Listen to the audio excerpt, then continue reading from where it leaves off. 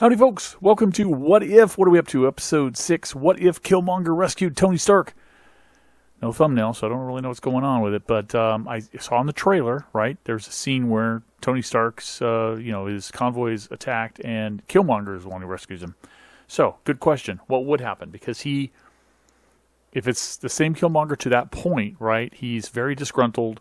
He very much wants to reclaim the honor of his father. Basically take over Wakanda, right? So if you have a big weapons manufacturer who's a technological genius, that might help in that effort. Although he did a fairly good job, except for the fact that he didn't completely kill T'Challa in Black Panther. But, he's quite capable all by himself. But to have that little extra bit, would that be what he uses it for? Would Tony then become his personal arms dealer? I don't know. Again, I'm not seeing a lot of connective tissue between these things. There's a lot of speculation about they will or they won't connect in some way at the end. I don't know. I guess we'll see. Here we go. Guess it helps if I put my headphones on. Look at the opening credits. See who's in this. Of course, Michael B. Jordan. Favreau. Oh, of course, Iron Man, yeah. Andy Serkis makes sense. Don Cheadle. Paul Bettany, well... Paul Bettany, Jarvis, of course. I was thinking Vision. Why would Vision be in this? No. Jarvis. Ooh, that's a fleshy, interactive observer. Watcher. Sorry, I was thinking Fringe for some reason. Watcher. Very much opens up just like the first movie, yeah. Okay, so Killmonger joined the U.S. military, apparently in special forces of some sort, because that's mostly not a very normal uniform. Tony referred to him as lieutenant, but how do you know that? I didn't see any rank insignia there, but interesting if he did join the military. He took that route to get combat experience or something that he couldn't get otherwise, or didn't want to, or that was the way he thought to get it. So he did make some changes. There's some life changes before this event for Killmonger, which put him into this position. Of course, that makes total sense, right? But it's interesting that he also said the 10 rings, which I know we got hints of in the earlier movies, but for it to be called out in dialogue is pretty cool. Much more the Watcher, just so much more prominent and fleshy, not just a shadow or an outline anymore. Oh, yeah, naval lieutenant, I guess, so he would be a SEAL, I guess, then I'd take it. No, but I did that's gonna be Oh, yeah, I forgot. Because Tony's second in command here, his old family friend, is actually in with the 10 Rings people, isn't he? Obadiah Stane. Yep. Okay, but he's still, come on. Killmonger's still going to want to take control of Wakanda or get vengeance for his father, right?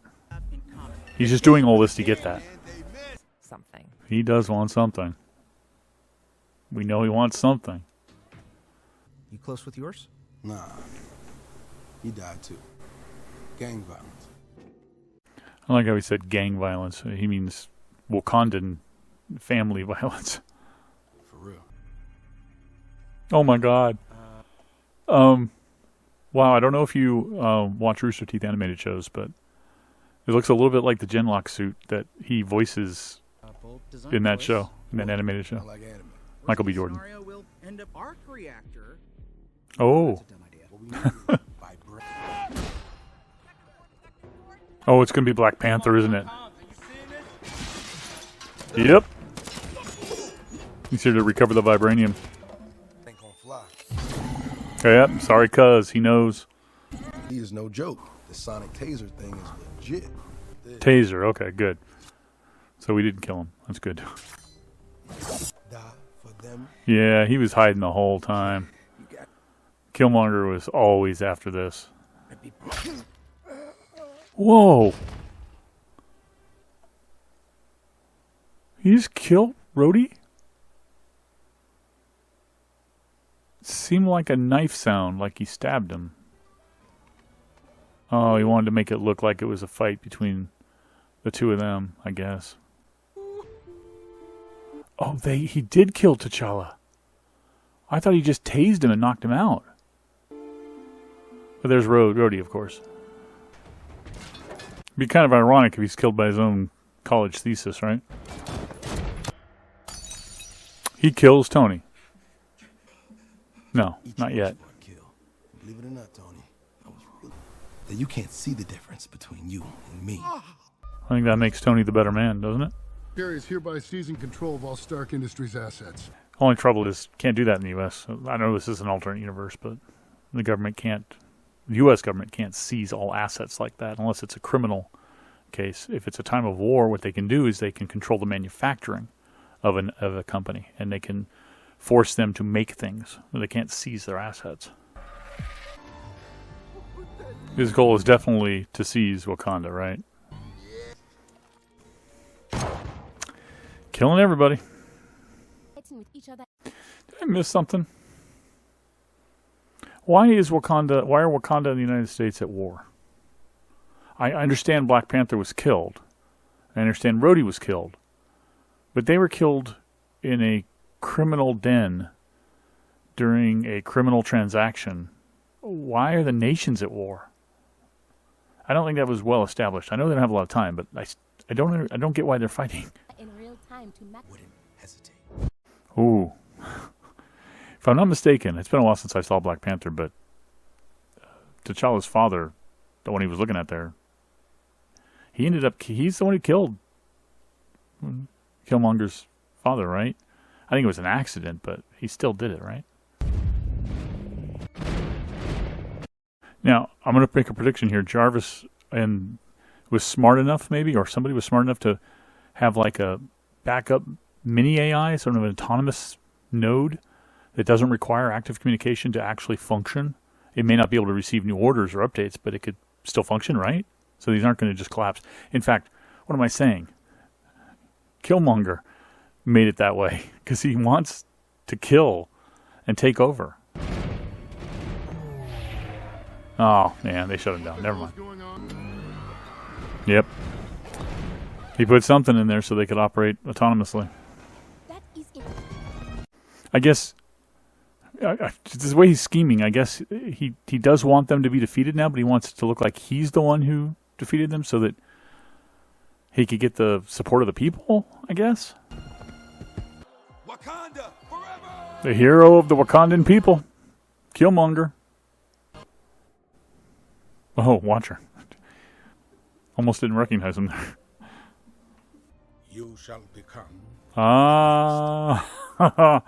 Okay, so now he'll become Black Panther. His goal is obviously to kill his uncle and take the throne and then do whatever he wants to do, what his father wanted to do, spread the Wakandan society around the world. I don't know if he wants to like rule the world or something, but the first step, I guess, is being the Black Panther. Black Panther. Oh no, T'Challa will be here. I just thought of that. T'Challa will be here, and he killed T'Challa. And T'Challa knows that. And if this is a place where the spirits can talk to each other without the current Black Panther being there, he's probably told the other spirits. Missiles locked and loaded by... So they didn't come out right and say it unless I totally missed it, but apparently they blame the death of Tony Stark on the Kingdom of Wakanda, so they've gone to war over the death of a billionaire philanthropist, playboy, weapons dealer, weapons manufacturer. That doesn't make any sense. If elements of a nation assassinate a business leader, you don't usually go to war. You might seek some retribution, but you don't usually go to war. 600. Yes, sir. What? How did you get in? She knows. Shuri knows. She's here to help. Here? I'm here to help, Miss Potts. Yeah. I never. She was really young at this point, wasn't she? Because this would be back at the time of Iron Man 1, was well before we met her in Black Panther. Really got to carry on the. Oh, this is really kind of, I don't know if they intended this or not, but that was really kind of poignant from the Watcher about Chadwick Boseman as well. We got a lot of good, beautiful kind of words and eulogies almost, in a way, kind of literary eulogies for Chadwick in this series, which is pretty cool. Okay, so once again, even though I don't think we're ever going to get them. I'm looking for post-credit scenes. Yeah, I don't think we're seeing them. Okay. Again, I always have to check. This was a pretty cool little... They've gone back to what it was, the very first, the Captain Carter episode, which was basically an episode saying, well, what if this thing changed? What would happen? Here they did the same thing. What if Iron Man wasn't saved by another prisoner in a cave and made his own armor and became Iron Man? You know, what would happen as a result? A lot more things happened differently, I think, in this one than in Captain Carter episode, but we're back to that sort of style, right? We went through styles where we had one tragic story. We had we had another vengeance story. The one where the Avengers were killed was kind of like this, although that one was more of Hank Pym wanting to destroy all of S.H.I.E.L.D.'s initiatives by just killing all these Avengers so that Fury, seeking vengeance on Fury mostly, couldn't get what he wanted. This one is also vengeance, but it's much more plotting,